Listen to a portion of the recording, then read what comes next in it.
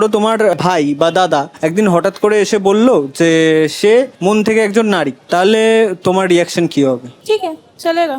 আমার তো normal reaction, কারণ এগুলো তো ভেতরের ব্যাপার, সাইকোলজিক্যাল ব্যাপার, এ তো কিছু করার নেই। সে যদি ওই জিনিসটা নিয়ে হ্যাপি থাকে তার লাইফে, আই এম ফাইন। আমি সাপোর্ট তো করবোই অফকোর্স। এবার লোকজন ওটা কত বুঝতে পারবে, কতটা অ্যাকসেপ্ট করতে পারবে, সেটা ওদের ব্যাপার। নেচার থেকে যা যেমন হয়েছে ওটা তো আমরা আমাদের হাতে নেই। সত্যি কথা বলতে এটা তো অতটা ইজি নয় যে কোনো বাবা মা বা কারোর কাছে পুরো জিনিসটাকে অ্যাকসেপ্ট করা। এই কমিউনিটি থেকে হবে, আমার ফ্যামিলি মেম্বার থেকে, I would try to support as much as possible. ছেলের সাথে কোনো একটা ছেলে, সেটা আমি সমর্থন করি না, তবে সেই যদি ওরকম যদি কোনো ফিলিংস হয়, ওরকম জায়গায় তার গিয়ে কোনো রকম ট্রিটমেন্ট করে যদি কিছু সারানো যায়, সেটা ভাবতে হবে। এতে কোনো ট্রিটমেন্টেও কোনো চেঞ্জেস আসে না। ওটা তার মতামত আমি চেঞ্জ করে তাকে বোঝাবো, কাউন্সিলিং করাবো, তাকে দিয়ে তাকে মতামত পাল্টানোর চেষ্টা করবো। মানুষ যখন জন্ম হয় দুটো জেন্ডার নিয়ে জন্ম হয়, আর একটা ট্রান্সজেনিক হয়।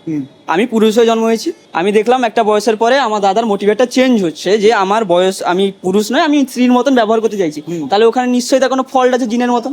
I'll try to connect them with people who know more about this.